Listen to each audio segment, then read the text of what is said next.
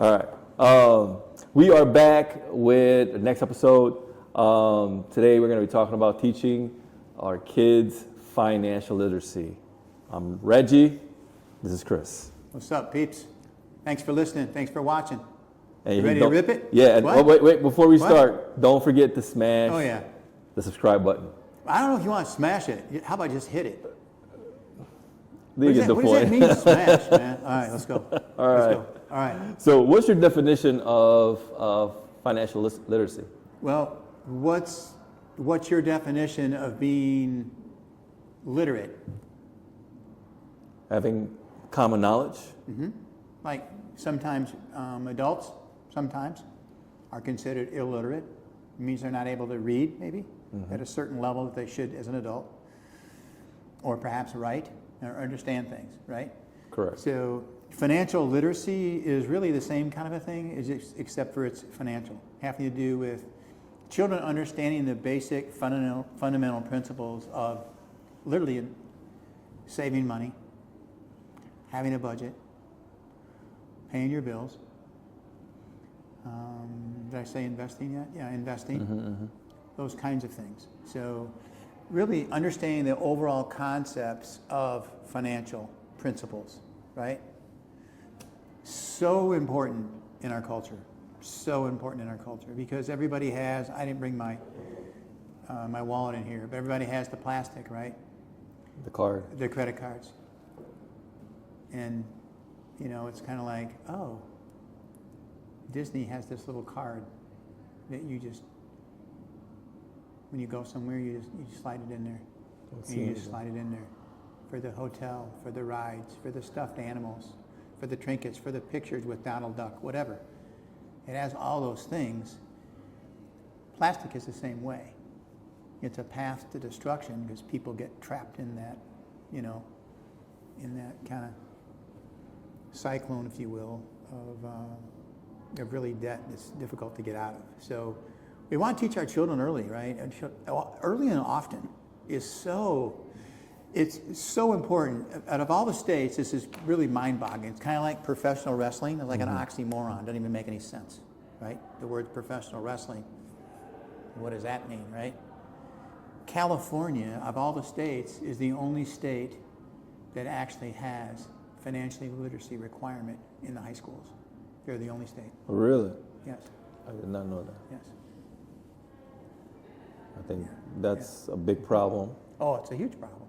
Yeah, because if it's not taught at an early age and the habits aren't formed at an early age, then correct. You know, we're all the same, right? We're all kids in candy stores, right? We see the shiny penny and we see the candy and we see the things that we like and our eyes just, you know, we get that dopamine hit, right? Oh my gosh, I gotta have it. And if you look at and study, we're getting way off maybe, but it's kind of an important concept. If you go off into understanding the stock market, understanding where companies make their money, the Lowe's of the world, the Home Depots of the world, the large corporations of the world make more money on charge cards than their other services. I did not know that. Yeah. It's phenomenal. It's a phenomenal business plan. And right now, if you want to, for example, this is crazy. Sometimes I'm booking flights. They'll say, hey, would you like to make that in 3 payments? I'm like, what? Like a $180 payment or something. Yeah, would you like to make that in 3 payments? 3 easy payments. So everything is going, in our culture is kind of using that and making it so easy for people to get sucked into that vortex of financial doom, I'll call it. Yeah. That's insane. Sometimes I get a little preachy, man. I get on the pedestal and I start, you know, preaching on the corner. This is exciting stuff. Yeah, it is. So, but financial literacy has to start with who? Parents. Mom and dad, mom or dad, parents. It's got to start there. So, if mom or dad, whatever the family makeup is, if they're not doing this, then the children have no example and they're destined to follow in the same footsteps, which is very unfortunate. very unfortunate. In the world that I live in, with building homes for people, and it's really remarkable when I see we're building a home for somebody right now that's close to $1 million, and they're putting 10% down. That's crazy to me, but they can afford it. They make a lot of money. Their income is there. Two six-figure incomes. They probably make between $400,000 and $500,000 a year, but they're just buying and buying and buying and spending and spending and spending.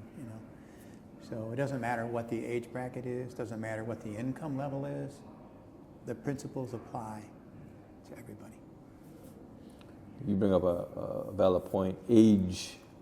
At what age do you start teaching your kids about? Because I didn't really start teaching or learning about financial literacy until, well into my 20s. It was not taught to me as a kid.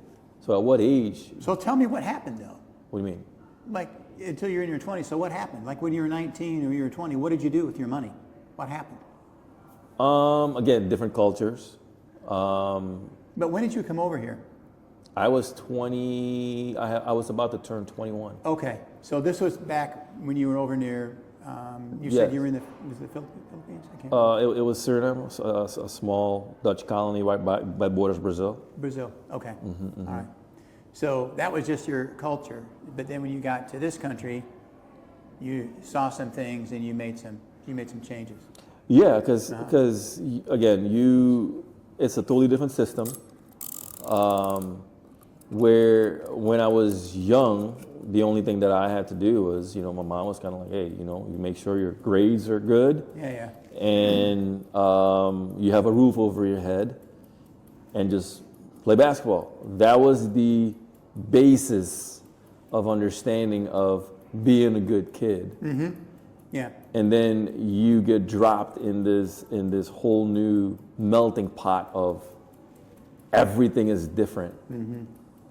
So I wasn't taught the financial literacy. You didn't need to be taught. No. You were based on a different, your culture was a little bit different, so which is totally different. Understandable. You adapted to the culture that you were within. Correct. But that's the point. Because we all have a subculture with our family unit. True. So that culture can be healthy, can be okay, or it can be very destructive when it comes to financial literacy. At one time, and I throw out numbers sometimes, but one time I remember reading that 75% of all marital stress was based upon financial challenges. Now, I'm sure that's different now. There's a lot of moral issues and kind of moral lapses right now in our country, in our culture. But the point is, financial literacy is such an important foundation to our lives. Mm-hmm. And your question earlier was, what age do you start? Well, again, financial literacy is about buying things, selling things, saving money, investing money, right? Those types of things. Paying your bills on time, living within your means, below your means, within a budget, understanding how to pay for things, So I think it's important to understand, you ask at what age. So Shana and I, and Sandy and Chris Shane's 5. Chris is 7. We're in a JCPenney store. Okay? And I said to Sandy, hey, it's time I teach Shane a little bit about how to sell, how to negotiate. This is all part of financial literacy, all of it.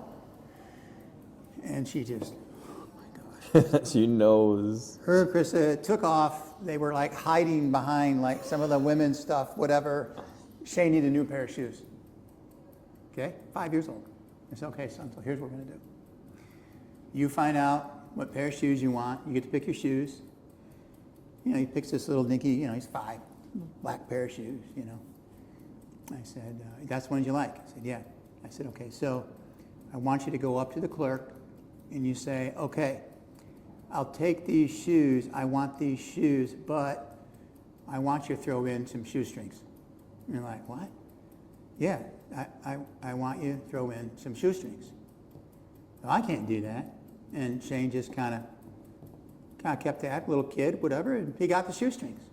So to this day, if you come over to my house, you will see in my half bath, I have this old, like it's like an old shoe polish like kit, where I've got shoe polish and shoestrings and all kinds of different colors and shapes and lengths and everything right there, where he learned that mindset at an early age, and then he's not fearful. Gotcha. And so that's an area you can teach your children a financial principle like negotiating, which is so important, right? Right. And I mean, I remember when I used to sell insurance, it was a 3 rule, you know. When somebody asked you, I would say, hey, this is Chris Yalsey with Northwestern Mutual. I'd like to stop by sometime, shake hands, show you the type of work I do, take about 10 minutes. Is tomorrow at 1 good, or would Friday at 4 be better? Mm-hmm. I'm not interested. You know, sometimes I hang up. And so you do that 3 times. By the time you get to the 3rd time, 50% of the time when you make that call, you're going to get an appointment. Because Chris Yalsey, like to shake hands, show you the type of work I do. Take about 10 minutes. And when you're there, you take 10 minutes. And you talk about things that are highlights of what you're trying to sell them. Mm-hmm. And even people that don't like you, they'll still, if you stick your hand out, they're still going to shake your hand. You know, it's just a psychological thing, right? So that's just another example. But so financial literacy is understanding your strengths and weaknesses, negotiating, saving, investing, paying off bills, having a budget, those kinds of things. So what age do your children? Man, if your children understand, you know, some of the things that you can teach them and they're capable of grasping those things, why would you not share that with them, especially at an early age? Their minds are formidable. You can train them and teach them. And, you know, our photogs that are here today, I mean, they can teach their children little things about what they're doing. Don't ask me about how that and that work. I don't know. Mm-hmm. But I don't need to know. They know.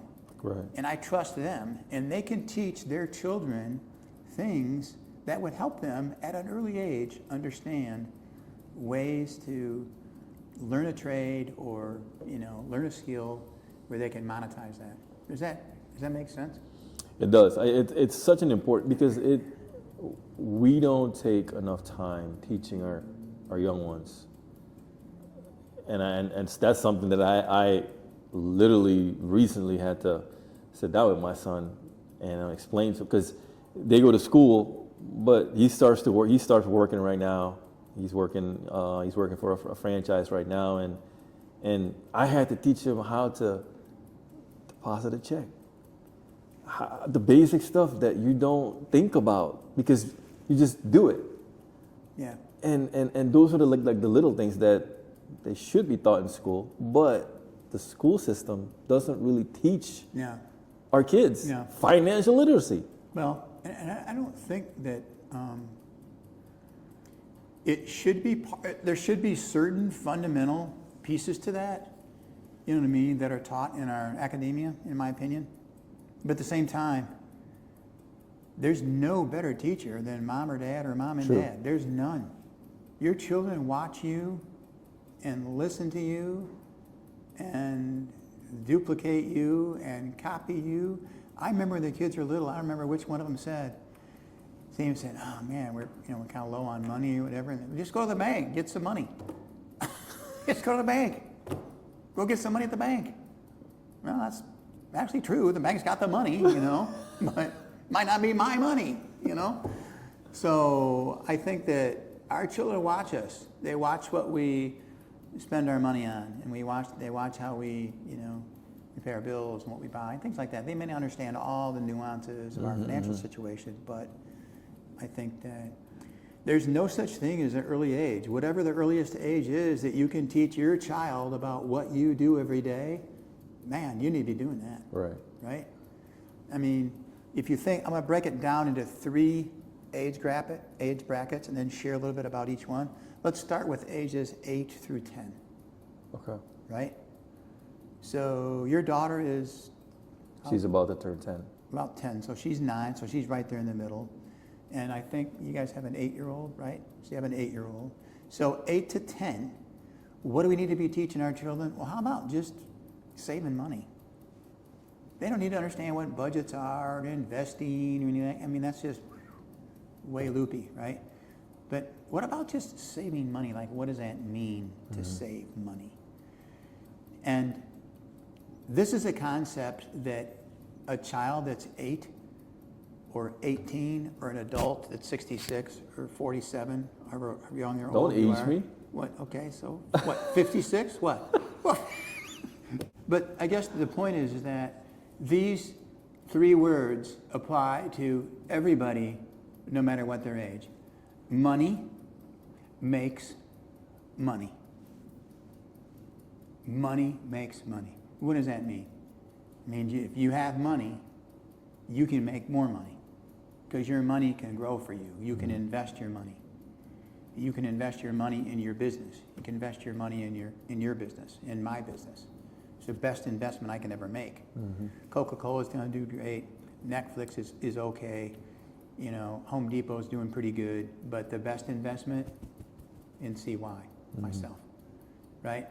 So your child at age 8 through 10, their mind's being formatted still. They're still learning things. But understanding what it means to save money and then putting that money in a CD. It doesn't matter how small it is or whatever. If you have a CD, you can match theirs. You know, they can piggyback some of their money into yours or whatever, and they can see, hey, you used to have $100, now you have $103, or you used to have $200, now you have $210, or whatever, and you can physically show them that, right? So I think that there's really no starting point, but by age 8 through 10, they need to be starting to kind of understand and learn a little bit about that, you know? Does that make sense? That's so true. Because again, the earlier you begin, the better. And it kind of also, it kind of leads into my next question. If you take work ethic, and self-discipline, because if you have a good self-discipline in the beginning, how does that tie with financial? When you have work ethic and self-discipline, how do those two tie together when it comes to financial literacy? I think it ties in ways that are really infinite ways that we don't know about yet because maybe we're not old enough, all right? I want to come back to that. It's a great question. I want to come back to that, but I want to talk about 10 to 14-year-olds. How do you teach a 10 to a 14-year-old about financial literacy? What's your 10-year-old or your 12-year-old or your 14-year-old, what are they buying these days? Well, they got to have one of these dumb things, right? So are you buying that? Well, are they buying that? Are you paying the bill? Are they paying the bill? So this is how I would set what it else? up. Oh, I'm still talking here. Hang on a minute. Don't interrupt. I'm still flowing. You're getting me excited. You're getting me excited. What about the video games? They want to buy a video game. The boys want to have the latest NBA game or latest crazy violent game, whatever, you know. And maybe the girls, I don't know what a 10-year-old or a 12-year-old girl wants to buy these days. But whatever they want to buy, right? They have to have the money maybe to buy some things that are extra that normally you would provide for them, food, shelter, clothing, etc., safety, those kinds of things, right? So where's that balance? Well, they're saving their money, right? And by age 10, especially 12 to 14, they're starting to formulate things that they like. They're starting to formulate even a work ethic, right? You know how it is, you got 2 children, they're in the same house, and one, it doesn't matter what you say, what you teach them, they just don't pick up the room. I don't know what the deal is, they just don't do it. They don't do it. One of them, you don't have to tell them, they just do it. They just do it. One of them, they crush the homework, the other one waits the night before. I mean, it's the same environment, the same everything. They develop their own little personalities, right? So how do you find that, that kind of niche, if you will? I remember when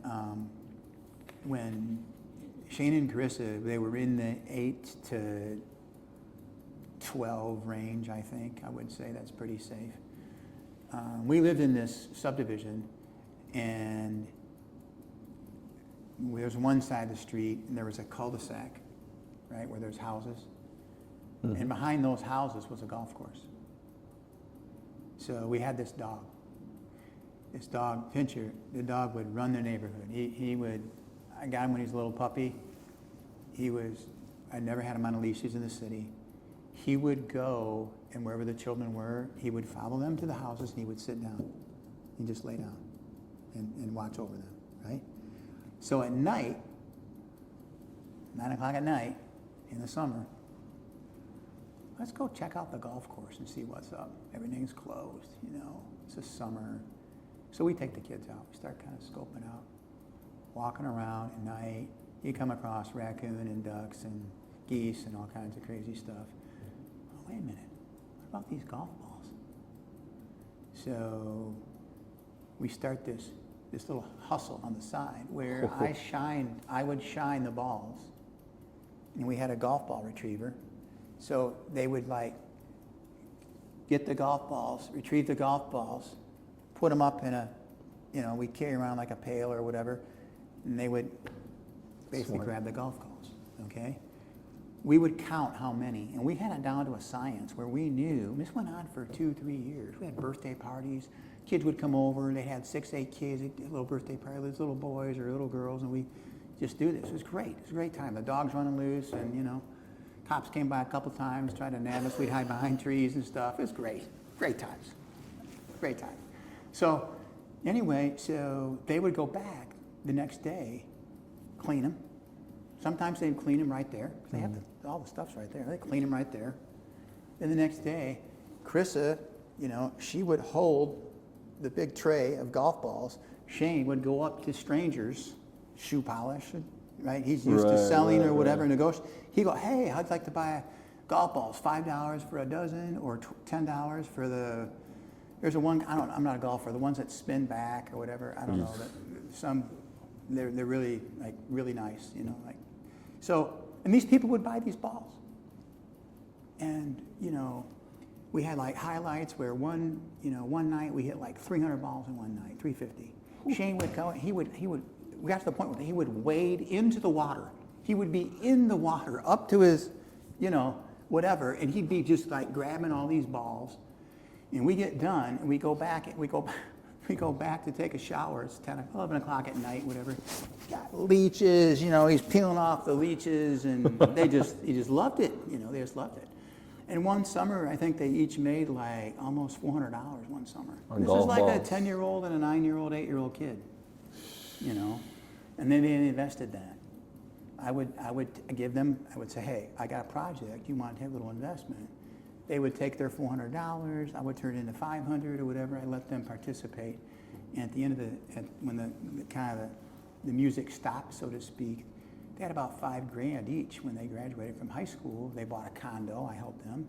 And then we sold that later, and on we went, So find a niche, right? Find something that the kids would love and you can do as a family and help them make money. The lemonade stand, okay, whatever it is, whatever it is that you can teach your children, bring them into your business, or maybe have a buddy that does some things that they can help with, whatever that is, but help them that way. And then as they got older, I remember they were 13 and 15. And we had these projects, and these contractors they just never clean up.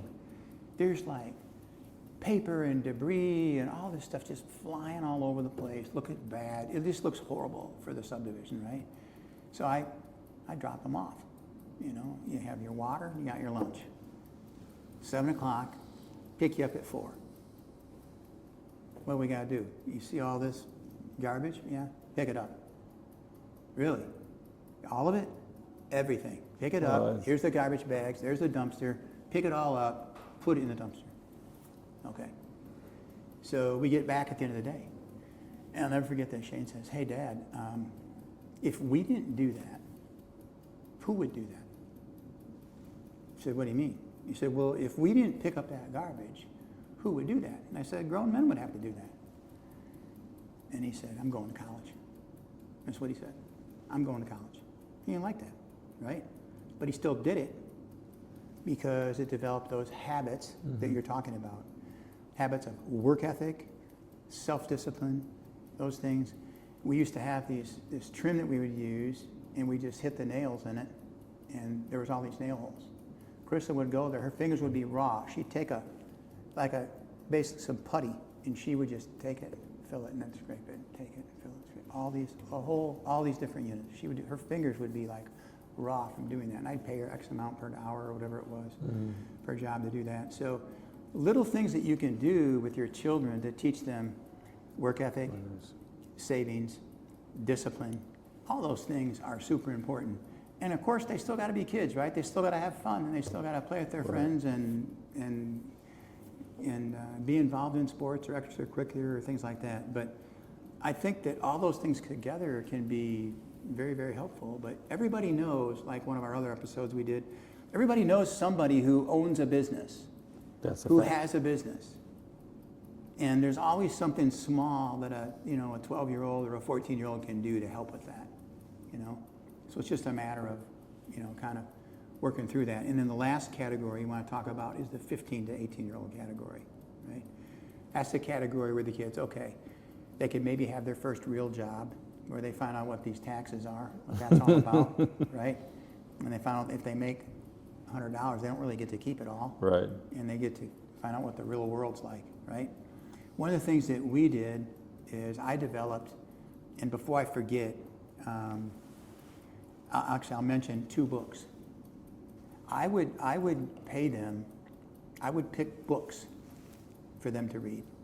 I would buy them books, and I would give them $25 if they read the book, highlighted the book, and they had to give me a book report about what it was about.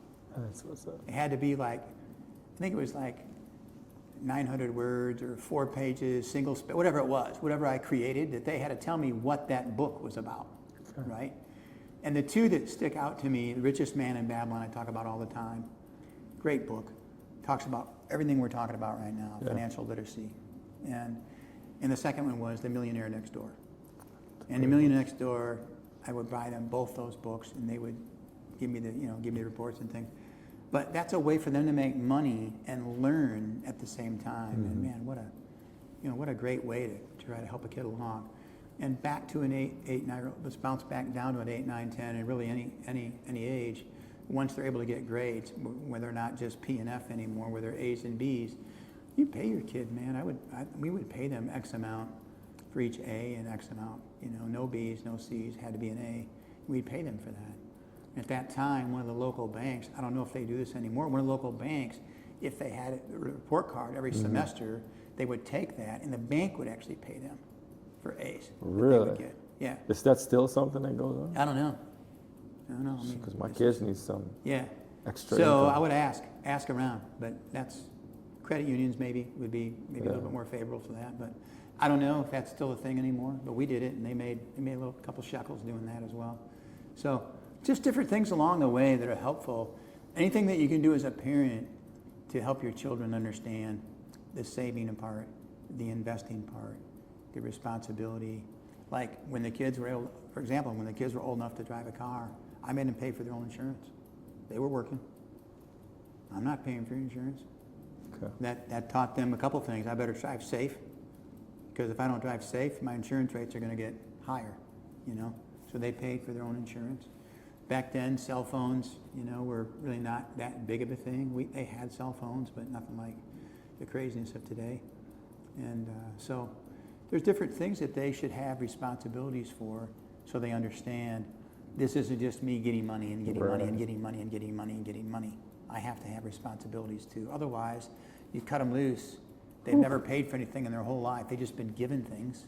They have no concept of how much things cost and how to budget and things like that. Is there a scripture you can tie to financial literacy? There's quite a few of them. I can read Proverbs 13:11.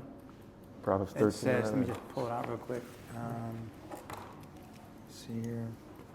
Dishonest money dwindles away, but he who gathers money little by little makes it grow. That's the investing part, right? The get rich quick scheme, Let's stay away from that crazy stuff. Everybody does it. I did it. Everybody does it. I remember when I sold this piece of property, I got a decent amount of money. Like, oh, I'm messing around with the stock market. Oh my gosh, I lost it all. Oh, I got in some chat room, this tech stock and all this. And slowly it just disappeared, And then I learned that quickly, invest in what you know. That's, again, richest man in Babylon. Don't ask me to invest in even commercial real estate. I don't know anything about it. People ask me all the time, hey, you should do commercial. No, you should turn this. No, it's not my world. Ask me about residential. Ask me about investment property, rental properties. No problem. Don't ask me about how to do strip centers and storage units and, big, large office buildings and things like that. Not my world. Stick to what you're good at and what you know and invest in that. Do you know why, getting back to the family unit, do you know why so many families avoid talking about money with their kids? Because I don't know. I think that has to do with a couple of things. One, my dad taught me, right? As a 17-year-old, I went to live with my dad my senior year of high school. My dad was old school. I think I've shared this before. He went to a school called Marmion Academy, which was in Aurora, Illinois. All boys school, military school for high school. His mom had passed away when he was 13. His dad sent him there. So his high school was an all boys school, and he learned all kinds of self-discipline in that. He was already part of a kind of a part-time hobby farmer community with his family. And so my dad was very rigid, very disciplined, very old school, very hardcore when it comes to, the whole discipline, saving, being responsible, ownership, all those good qualities that you need to have to be a better human. And he learned that, and he passed that on to us. Okay. And we caught it in different ways, as his children. But when I went to live with my dad, I'm gonna never forget this, we had barely started dating, Sandy and I, and she calls over. We used to live with my mom, and hey, Chris there. No, you don't live here anymore. Oh, okay. Where is he? And so she finds, chases me down, right? So in September of 1976, I go to live with my dad. And boom. Of course, I've been just, not to be careful, I almost said a bad word. I was running pretty free, right? And had reign of a lot of things that I should have. And my dad he stopped the whole thing. He said, hey, let me be clear. You got a curfew. This check that you get every week, half the money goes to the bank. What? Oh yeah, half the money goes to the bank. Really? Yeah. Well, at first, of course, challenging, right? But as we got through it, it's classic. So as we get toward the end of that year, and I lived with my dad, Sandy might go on a date, and I literally would save $5 each week for our date. It was like $1.50 for a movie for her, $1.50 for me, and then popcorn, $2. That's it. We're done. That was our life, right? And so the rest, I was into the savings thing, right? When I was 17, when I graduated from high school, in like May or whatever, 77, June, whatever it was. When I was 17, I paid cash for a car. My car I bought myself, and I had $3,500 in the bank. Whew. And this is today's money. If you did that in today, and you fast forward to multiplying just with cost of living, that's close to $20,000 in today's money. A 17-year-old kid graduated from high school. So developing the habits, critical. Just critical at an early age, because if you develop those habits, it's going to be hard for you to kind of step away from that. Mm-hmm. You're still going to do different things and make mistakes and make decisions. I told you about the stock market, a couple things I did. But you're still going to make boo-boos and mistakes and mishaps, but that's learning. Right. But you're not going to go so far off the range that you change, your core, who you are. And one of the things somebody taught me, a banker friend of mine taught me, let's see, what is this, 20, 25, probably 20 years ago. He ran the bank. And once a year I go to see him and just kind of check in, and I've always been kind of a smaller company and really by myself. We're not really kind of under the radar. So this is kind of a new thing, this podcast stuff. But really, I would always go once a year just to meet with him and talk to him. And I forget what he told me. He said one of the things, and he was third generation money, very successful. And one of the things he said is, I'm always scared. And I said, what do you mean? He said, I'm always scared. Even when I make decisions, I'm scared. I'm not fearful, where I'm frozen and I like under the table hiding, but I'm scared. I'm respecting the fact that, hey, this could be a bad decision. Wow. I need to be careful. I don't go overboard. I don't get arrogant. I'm never overconfident. I'm always have that little edge that's just cautious, you know. Wow. So to protect me. And that's super important to what we're talking about, you know, with our children. And really us as adults too. If you take work ethic Yeah, we're going to talk about that. and self-discipline, Yeah. how do those tie together with financial literacy? But if you think about it, right? What is work ethic? Work ethic is I show up on time. I give them, they're paying me a wage. I give them a good day's work, right? And I listen to them. They're my superiors. I listen to them, right? And all those same things carry over into financial literacy.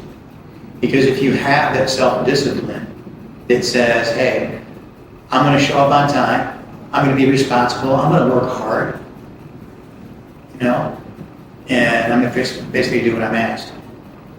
Those things all carry over into other aspects of our life, especially when it comes to money. Money can be tricky. Arguably one of the most misquoted scriptures in all the Bible is money is the root of all kinds of evil. That's not what the Bible says. The Bible says the love of money is the root of all kinds of evil. There's nothing wrong with money. It's when we become infatuated with it, when it becomes our God, when we put it above everything else. You have to have that discipline. I'll never forget when I was 15 years old. I'd been through, this was I think my third job. Fourth job. Yeah, it was my fourth job. I was 15. On my fourth job, I got fired from 2 as a 14-year-old, squirreling around, messing around, having water fights in the back and stuff, just being a kid with my brother. You know, I got fired. One time I left a turkey out, brought it overnight. So I got fired for that over Thanksgiving. A little stuff like that, you know, bouncing around. And I'm 15. And my dad laid at me. He said, look, knock it off.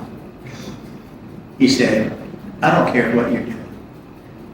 If you're emptying garbage for a living, if you're sweeping floors for a living, it doesn't matter what you're doing. That man's paying you a wage, you need to give him a fair day's work. You work your butt off for him. So okay, Dad. So I've been working at Ponderosa Steakhouse at the time. I was crushing it, you know, we were doing really well, and I just didn't really like it anymore. Went to work for a company called Jewel Foods, opened next door. To go to Jewel Foods, making $5.41 an hour. And actually, no, that's when I quit. I was making like $1.90 or $2.10 or whatever, $2.15 an hour. And union, my first taste of unions. It's another conversation that will maybe lose some of our audience on. But oh yeah, they were. So check this out. This is my first taste of a union as a 15-year-old. Okay, so I was a bagger, and I would hustle, man. I would just double bag. I was booking. Everybody just be like this, you know, waiting for the groceries to come. I'd look underneath. There's garbage under there. I'd take the garbage. I'd empty the garbage. The floor. I would sweep the floors in front area. I would go get bags in the back. The bags were needed. I would go get bags, put them in bags. Produce man comes out. Been there a week. He says, "Hey, we're opening up this new store. How'd you like to work in the produce store?" I'm like, "Yeah, man, let's go, baby. I'm ready. Let's go." 15. Comes back the next day. He says, "Hey," he said, "I'm sorry, but I didn't realize you only been here a week. we've been watching you. We just love what you're doing, but you've only been here a week because, you know, you don't have enough seniority. We have to promote somebody else that has more seniority. So that was my first taste of unions, amazing unions, you know, in grocery business and other businesses as well. So, but the point of that story is work ethic. Work ethic carries you over into other disciplines of your life, you know, financial literacy especially.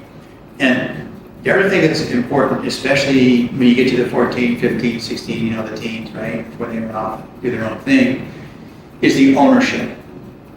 Children have to have ownership over their own well-being, right, their own financial well-being. And to do that, you need to give them chances to be successful and chances to make some mistakes. Because the mistakes can be painful, but they will learn. I remember that Chris was always pretty conservative with money. She was pretty good too, but one time he had a guy said a white police at 17. $160, $150. He was so stoked. He bought those. I'm not sure how long, but before long, gone. Left them somewhere, forgot them, whatever, gone. So that was the end of that. But we learned a lesson at a young age. Be responsible, things like that. So the financial literacy part, teaching our children, I mean, it's so important. You know, Proverbs 22:6 says, train a child in the way they should go, and when they're old, they will not depart from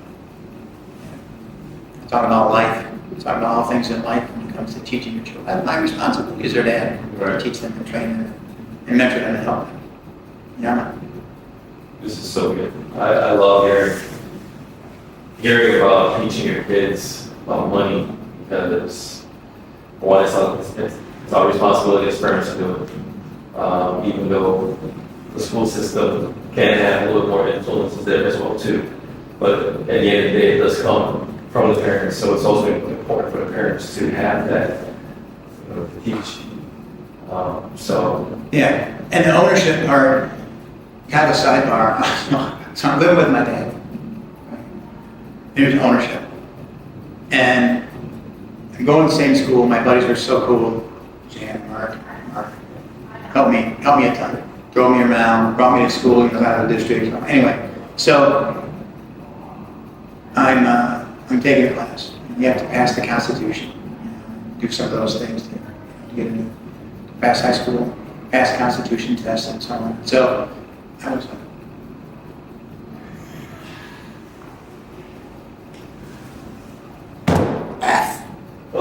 got caught, right? Like, holy crap, man. So I got busted cheating, you know. This is not good. So I decided right then, you know, I'm living with my dad. He stepped up. So the rest of senior year, honor roll, first time in my life. First time I made the honor. Ownership. Kids have to make mistakes. You know, they've got to stumble around, but you also want to be there to help them out as well. Yeah. Yeah. Awesome. Good. Anything else? No, I think we got it. We're about ready to hit the buzzer. Is it hitting? Yeah. Awesome. Well, thanks for tuning in, guys. Remember, become part of our community. Subscribe. See you guys next week. Take care. Thanks.